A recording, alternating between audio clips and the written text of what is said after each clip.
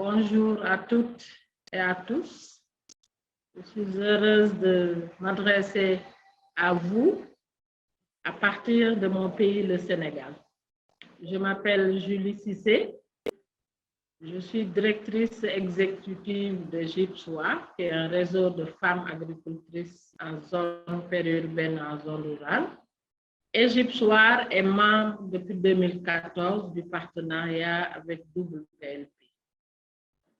C'est avec honneur que je voudrais partager quelques expériences que GIPSOA WLP a entamées au Sénégal et est en train de poursuivre et parler de quelques acquis considérables qui ont été acquis, mais parler des défis et des perspectives qui nous attendent par rapport à cette thématique mondiale qui nous réunit à Stockholm.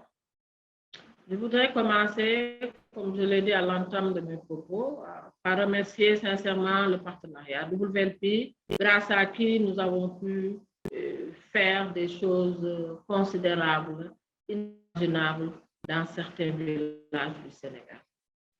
Donc, qui dit GIPSOA dit la promotion du leadership féminin dans les questions de développement. Et depuis 2016, nous sommes très actifs dans un mouvement continental appelé Initiative Kilimanjaro pour l'accès des femmes à la terre.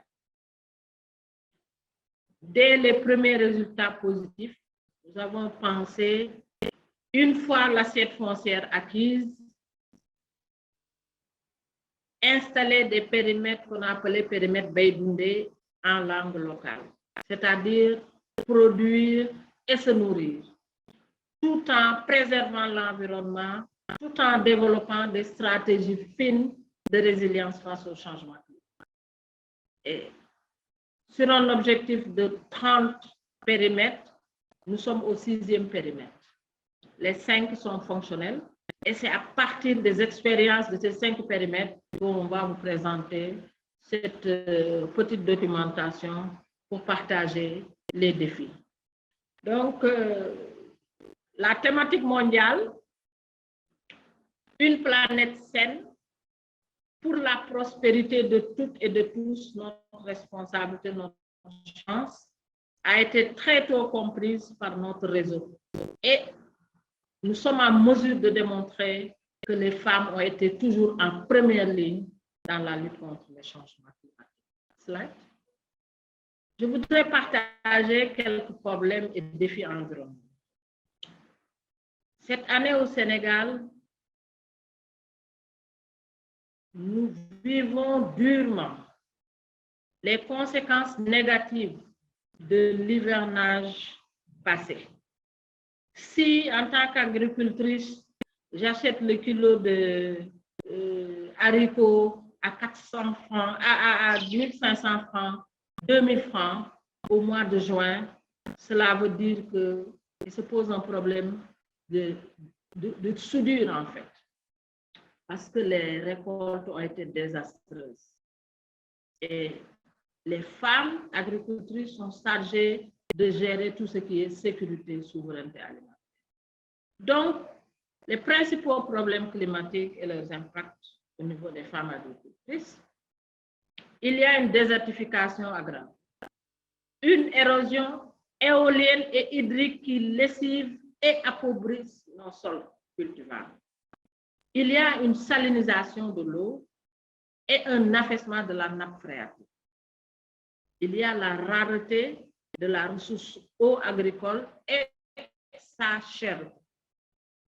Nous notons depuis quelques années des inondations, de nombreuses pertes de surface agricole, des déplacements de familles, ce qui accentue la situation de vulnérabilité des femmes et des enfants. Face à ces problèmes, ces défis, nous n'avons pas baissé les bras.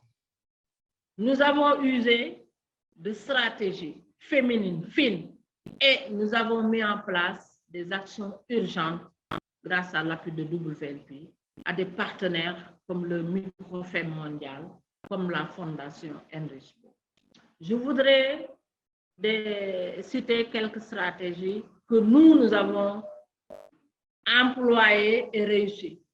Par rapport au plaidoyer pour l'accès des femmes à la terre, au-delà du Sénégal, nous avons appuyé des sœurs au niveau de la région ouest africaine à acquérir des surfaces cultivables.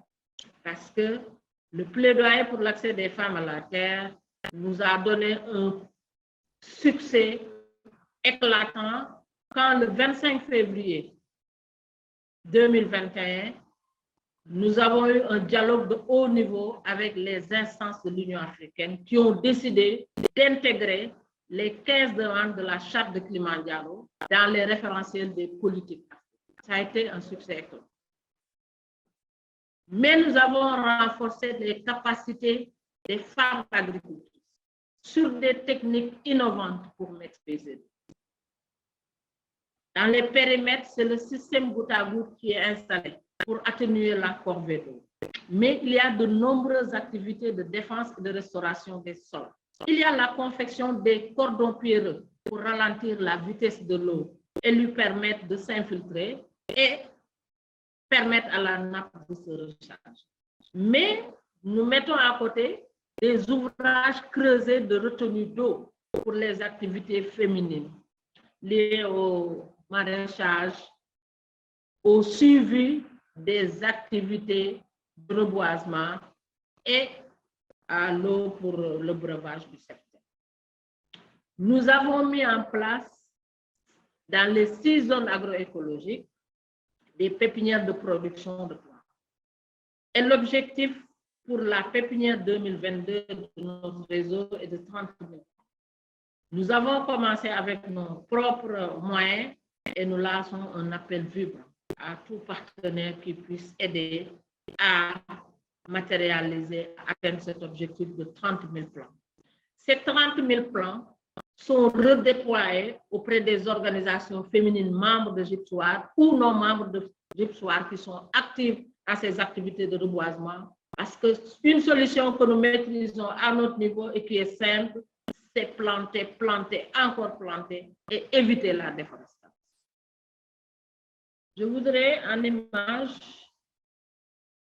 partager avec vous quelques actions réussies. Vous voyez ces braves femmes dans ce travail très minutieux de confection de cordons pierreux. Vous voyez cet ouvrage de retenue d'eau qui nous permet de garder l'eau de pluie après 2 mois après l'hivernage. Vous voyez le retour du tapis herbacé parce que les cordons pierreux ralentissent la vitesse de l'eau et lui permettent de s'infiltrer. Et quand l'eau s'infiltre, la nappe phréatique se recharge. Par rapport toujours aux actions réussies, chaque année, nous mettons en place une pépinière nationale que nous divisons dans les 6 zones agroécologiques. Là, c'est la pépinière de l'année dernière. 15 000 plants produits et redistribués aux membres de nos groupes de base et aux organisations sœurs qui s'activent dans ces questions de reboisement et de protection environnementale. Nous voyons sur une autre image des sessions de renforcement en capacité. Des sessions de renforcement de capacité en technique de mise en place de pépinières et de production de plantes. Les femmes sous l'arbre prennent connaissance des techniques pour maximiser la chance de réussite de la production de plantes. Cette production de plantes est encadrée par un technicien junior, senior, et au final, ce groupement de base remet ses plans à GIPSOAR, mais en contrepartie reçoit un fonds de roulement qui lui permet de renforcer sa caisse de groupement de base. Vous voyez, au sein des périmètres acquis grâce au plaidoyer pour l'accès des femmes à la terre, nous procédons quotidiennement à la garnison de ces périmètres. Il faut renforcer le pouvoir économique de ces braves femmes qui croient quelles sont les garantes, le dernier rempart pour faire face aux effets négatifs du changement climatique et préserver notre environnement. Nous aurions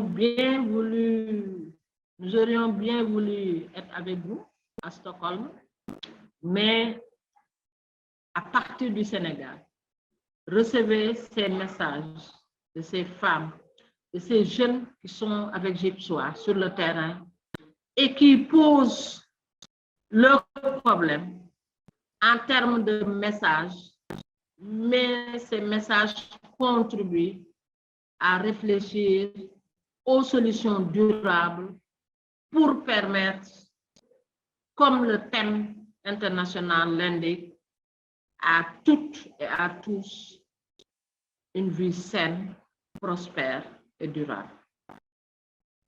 C'est toujours les campagnes de messages, c'est des leaders des groupements de base de GIPSOA.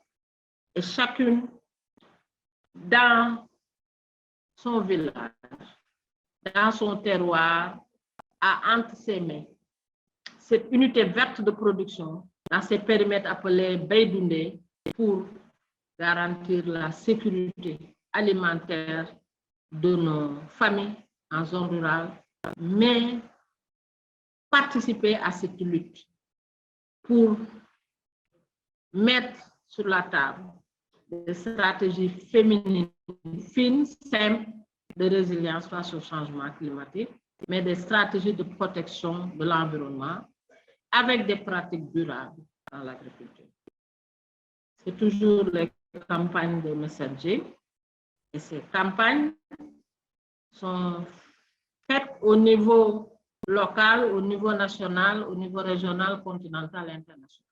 La stratégie est de trouver des occasions comme les grandes rencontres internationales comme la conférence de Stockholm, les COP, de transmettre ces messages via les réseaux sociaux pour interpeller les dirigeants de ce monde qu'il y a urgence et que les solutions pérennes, durables, se trouveront au niveau de la base. Et nous sommes persuadés qu'il faut agir local, synchroniser, trouver des solutions locales pour des solutions durables. 50 ans après la conférence de Stockholm, GIPSOA porte le plaidoyer pour des pratiques durables dans l'agriculture. Une agriculture saine, sans utilisation de pesticides. Une agriculture avec des pratiques durables qui préservent nos sols, qui n'affectent pas notre nappe phréatique, mais qui sécurisent la consommation des familles. Une agriculture durable qui est pour nous la seule garante pour une transition vers l'agroécologie. Et là, nous avons eu l'honneur, le 8 mars 2022, d'expliquer ces actions à Monsieur le ministre de l'Environnement et Madame la ministre de la Femme, qui nous avaient conviés au village du 8 mars, où nous avons reconstitué en miniature un périmètre Beydoundé et montré les nombreuses actions, les stratégies fines de résilience contre les changements climatiques qui sont déployées par GIPSOA depuis 2016.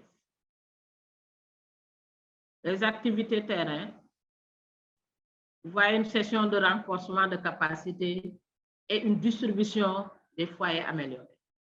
Les foyers améliorés, appelés communément chez nous fourneaux Djamba, c'est des fourneaux qui permettent à ces nombreuses femmes de faire la cuisine, mais qui utilisent rationnellement le bois de chauffe. Mais tel que conçu, c'est des fourneaux qui émettent moins de gaz à effet de serre. Ça, c'est extrêmement important et beaucoup d'organisations de la société civile sillonnent tout le pays pour les sensibilisations et permettre aux femmes, en attendant d'aller vers l'énergie durable qui est le solaire, d'utiliser ces foyers améliorés pour émettre moins de gaz à effet de serre. Comme action urgente, c'est la mise en place de la pépinière 2022.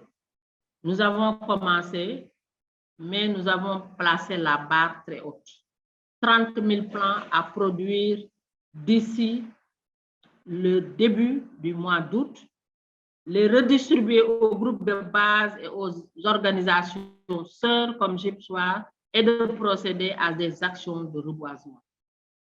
Des reboisements suivis, encadrés avec une motivation de ces femmes, de ces braves femmes qui, au final, avec des indicateurs très positifs, montreront qu'il y a eu des pourcentages de réussite de X% pour la campagne de reboisement. Je voudrais terminer par cette image où nous avons la présence de nos sœurs de WLP à Stockholm et nous aurions bien voulu amener ce support pour que chacune, à travers ce support, émette un message fort à l'endroit de la communauté internationale pour des actions durables. Il faut une urgence climatique, mais il faut une reconnaissance et une valorisation du leadership féminin dans ces questions. Je vous remercie de votre aimable attention.